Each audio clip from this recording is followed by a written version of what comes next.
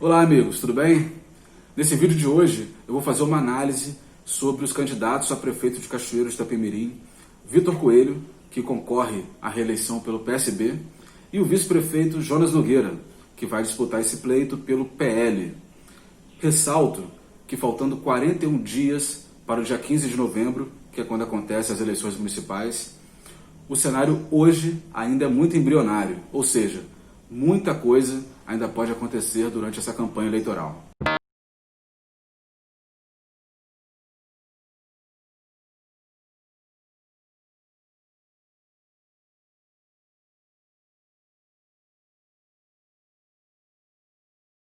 É fato que hoje os dois principais nomes dessa eleição são o de Vitor Coelho e o de Jonas Nogueira. E isso muito mais ou unicamente pelo fato da ruptura depois de eles terem sido eleitos juntos nas eleições de 2016. Até porque eu ainda não vejo como definida uma polarização nesta eleição. Ainda assim, prevejo que essa campanha exigirá muito desses dois candidatos a prefeito.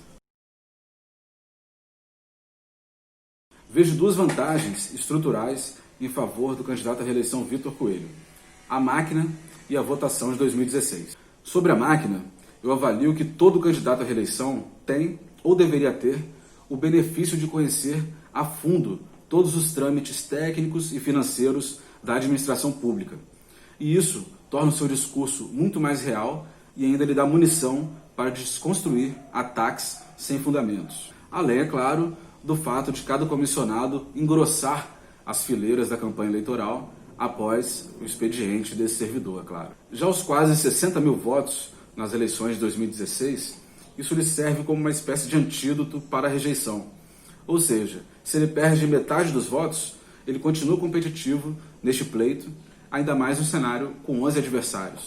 Mas, se manter na liderança, às vezes é muito mais difícil do que conseguir alcançar o primeiro lugar.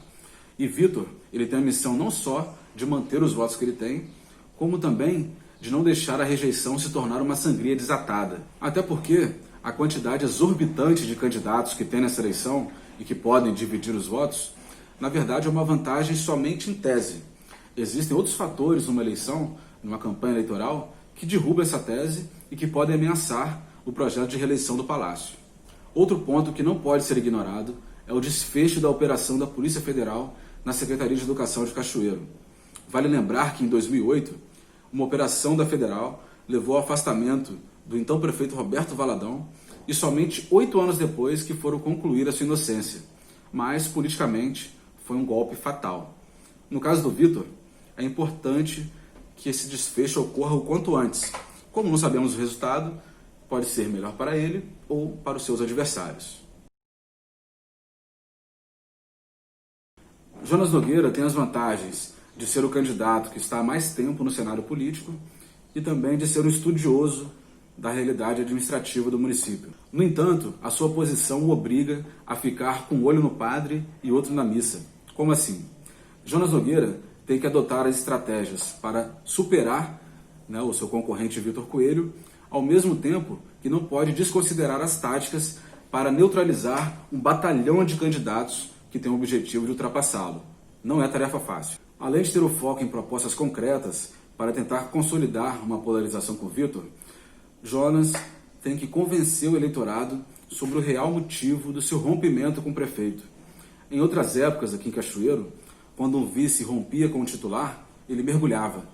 Já Jonas Nogueira se tornou praticamente o 20º vereador de Cachoeiro e de oposição. Já a mudança ideológica, num primeiro momento, isso não pesa tanto, porque o eleitor de Cachoeiro ele não vota dessa forma. No entanto, se houver um discurso um pouco mais radical, isso pode despertar no eleitor a verificação de coerência ou não durante a sua trajetória política. Outro ponto importante é sobre o capital político eleitoral de Jonas. Na minha opinião, não se pode atribuir os quase 60 mil votos das eleições de 2016 a ele. E é impossível também a gente mensurar qual seria o percentual dele desse montante.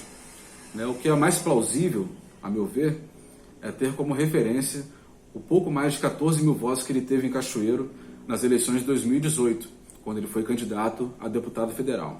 Então, partindo dessa referência dos 14 mil votos, eu vejo que Jonas precisa de excelentes estrategistas políticos para que ele possa superar quem está em primeiro lugar e também para não ser superado por quem vem logo atrás, né, nas próximas pesquisas de intenção de votos que forem publicadas. E no próximo vídeo, a análise será sobre os candidatos Diego Libardi, do DEM, e a candidata a prefeita Renata Fiório, do PSD.